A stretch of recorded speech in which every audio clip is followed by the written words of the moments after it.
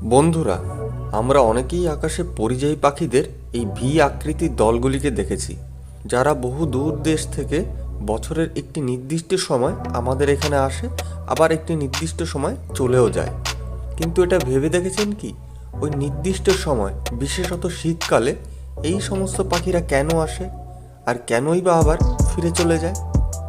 চলুন এই ভিডিওতে সেটা জেনে নেওয়া যাক।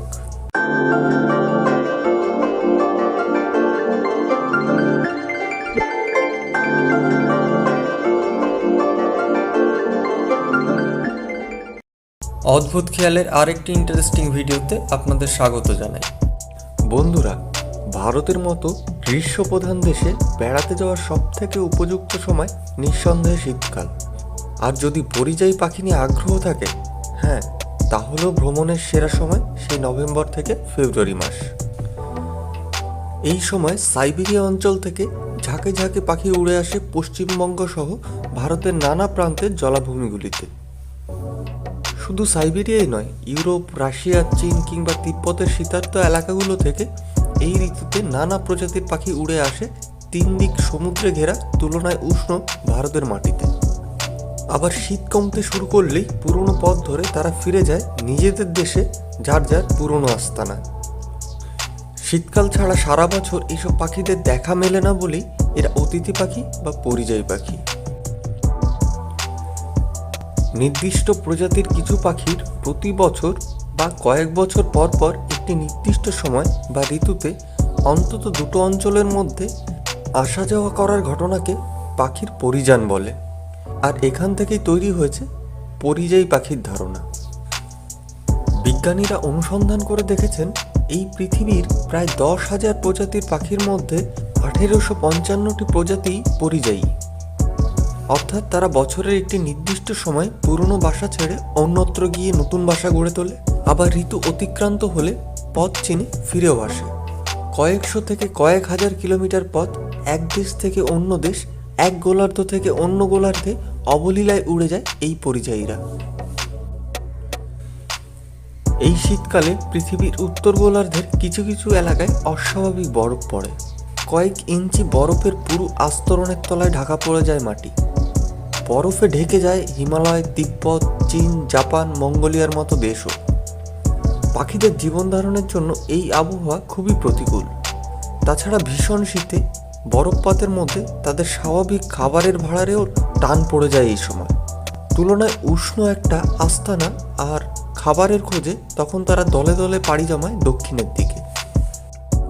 ভারত বাংলাদেশের বিভিন্ন কোণে এ সময় একটু উষ্ণতার খোঁজে ভিড় করে আসে পরিযায়ীরা। বাদ যায় না আমাদের স্বাদের বাংলাও। এখানকার জলাভূমিতে আরামদায়ক শীতে পোকামাকড় আর ঘাস পাতার অভাব নেই। পাশাপাশি দক্ষিণ গোলার্ধের এই উষ্ণতা পরিযায়ী পাখিদের ডিম পাড়ার জন্য আদর্শ। শীত তাদের প্রজননেও সহায়তা করে, ফলে দেখা যায় শীতকালটাকেই পরিযায়ী পাখিরা তাদের মিটিং সিজন হিসাবে পছন্দ করে। আবার শীত শেষে যখন গরম হাওয়া বইতে শুরু করে, তখন তাদের গত কমাসের অস্থায়ী ঘরবাড়ি ছেড়ে শীত দেশের পাখিরা আবার নতুন করে পাড়ি দেয় পুরনো পাড়ায়। উত্তরেও সে সময় শীতের শেষে বরফ গলতে শুরু করেছে, জন্মাচ্ছে নতুন ঘাস পাতা আর প্রচুর পোকামাকড়। ফিরে আসা পাখিদের খাবারের অভাব মিটে যায় সে সময়। এক মহাদেশ থেকে অন্য আরেক মহাদেশ কয়েক হাজার কিলোমিটারের পথ, অথচ দেখা গেছে প্রতি বছর সেই দীর্ঘ পথ পার করে একই দিশায় উড়ে আসে পরিযায়ী পাখিরা। মাঝপথে বিশ্রাম নেয় একই জায়গায়, বছরের পর বছর পথ চিনে ফিরে আসে একই জলাশয়ে, বাউড়ে, বিলে, একই গাছের মাথায়। ছোট ছোট পাখির এই বিস্ময়কর প্রতিভা দেখে অবাক হবেন যে কেউ। মনে প্রশ্ন জাগে, পথ নির্দেশ খুঁজে কিভাবে ফিরে আসে তারা একই ঠিকানায়? পরিযায়ী পাখিদের এই আশ্চর্য দিক নির্ণয় প্রতিভার কারণ নিয়ে আজও মানুষের জিজ্ঞাসা মেটেনি। এই ব্যাপারে নানা মুনির নানা মতের মতো একাধিক ব্যাখ্যা পাওয়া যায়। তবে অধিকাংশ বিজ্ঞানীদের মতে আমাদের পৃথিবীর নিজস্ব একটি চৌম্বক ক্ষেত্র বা ম্যাগনেটিক ফিল্ড আছে। এই চৌম্বক ক্ষেত্রই পথের ধারণা দেয় পরিযায়ীদের। পরিযায়ী পাখিদের মাথার একটা অংশে থাকে ম্যাগনেটাইট নামে এক বিশেষ ধরনের মিনারেল, যেটা একটা ছোট্ট কম্পাসের কাজ করে। এর সাহায্যেই দিক নির্ণয় করে পরিযায়ীরা। আবার কেউ কেউ বলেন এইসব পাখিদের চোখের মনে একটা আলাদা বিশেষত্ব থাকে।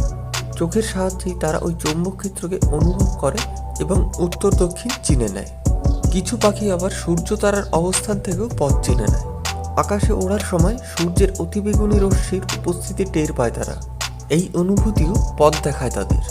সূর্যের অবস্থান থেকে দিক নির্ণয় করতে পারে তারা, বিশেষত সূর্যোদয় সূর্যাস্তের সময়।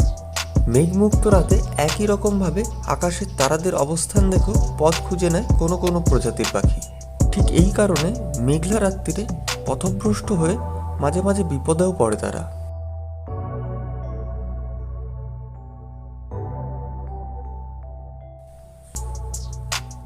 বাংলায় পরিযায়ী পাখিদের কথা উঠলেই প্রথমেই আসে সুন্দরবনের নাম। শীতের শুরুতেই ঝাঁকে ঝাঁকে পরিযায়ী পাখি ভিড় জমায় এই বাওড় বিল খাড়ির দেশে। সুন্দরবনের পাখিরালয়ের জলাশয় সহ মিনাখা, সন্দেশখালী, হিঙ্গলগঞ্জের নানা জায়গায় এ সময় দেখা মেলে এই বিদেশি পাখিদের। আয়লা আমফানে মানুষের অসাবধানতায়, নানান সরকারি প্রকল্পের ধাক্কায় যদিও ধুঁকছে সুন্দরবন, নষ্ট হয়ে গেছে ম্যানগ্রোভ অরণ্য, তবুও আজও পথ চিনে নিজেদের ছেড়ে যাওয়া ঠিকানার খোঁজে প্রতি বছর ফিরে আসে Terek sandpiper, common redshank, Pacific golden plover, grey headed lapwing বা ধূসরখঞ্জনা, ইউরেশিয়ান কার্লিউ বা টেমেনিক স্টিন্টের মতো পরিযায়ীরা। শীত এলেই নানা দেশ থেকে ঝাঁকে ঝাঁকে পরিযায়ী পাখি চলে আসে উত্তরবঙ্গের গজলডোবায়। ভিড় জমায় পশ্চিমের মহানন্দা আর পূর্বে তিস্তা নদীর তীরে সাদা বালির দেশে। কাছেই ফুলবাড়ি মহানন্দা ব্যারেজেও উড়ে আসে দলে দলে যাযাবর পাখি। নানা জাতের শ্রাইক, পেলিক্যান, ওয়াকটেল, রাডিশেল ডাক, কানঠুটি, লাল পা ডেঙ্গা ও আইপিস বা কাস্তে চড়ার দল বাসা বাঁধে এই সব অঞ্চলে।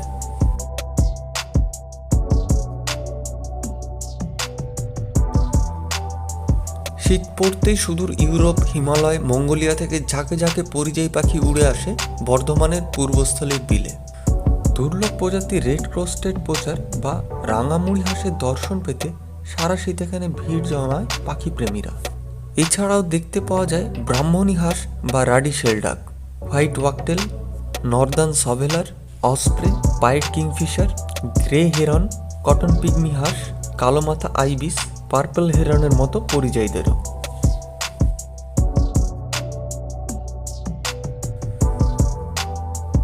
প্রতি বছর নভেম্বর মাসে সাইবেরিয়া থেকে ঝাঁকে ঝাঁকে পরিযায়ী দল উড়ে আসে বীরভূমের তিলপাড়া ব্যারেজে। সাইবেরিয়া, মঙ্গোলিয়া, কোরিয়া, জাপান, চীন, মায়ানমার, থাইল্যান্ড থেকে উড়ে আসে এই সব হরেক প্রজাতির রং বেরঙের পাখি, যাদের দলে রয়েছে বার হেডেড কুচ বা দাগি রাজহাঁস, মেটে হাঁস, বালি হাঁস, বড়দিয়া, সরাল বা নর্দার্ন পিন্টেলের মতো পাখি। শুধু তিলপাড়াই নয়, বোলপুর এলাকার বল্লভপুর ওয়াইল্ড লাইফ স্যাংচুয়ারি সহ একাধিক জলাশয় এই সময় দেখা মেলে অতিথি পাখিদের।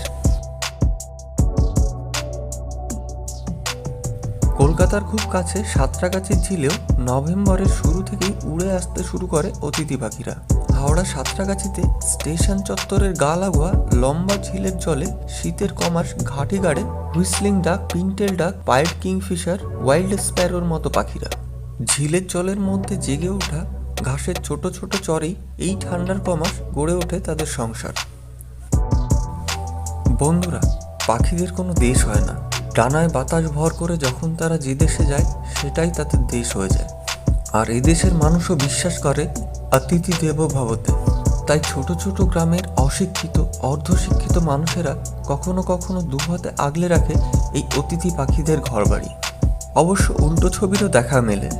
প্রশাসনের নির্বুদ্ধিতায়, স্থানীয় মানুষদের অবিবেচক সিদ্ধান্তের কারণে কিংবা অতি উৎসাহী পক্ষী শিকারীদের তাণ্ডবে মারা পড়ে ছোট ছোট পাখিরা।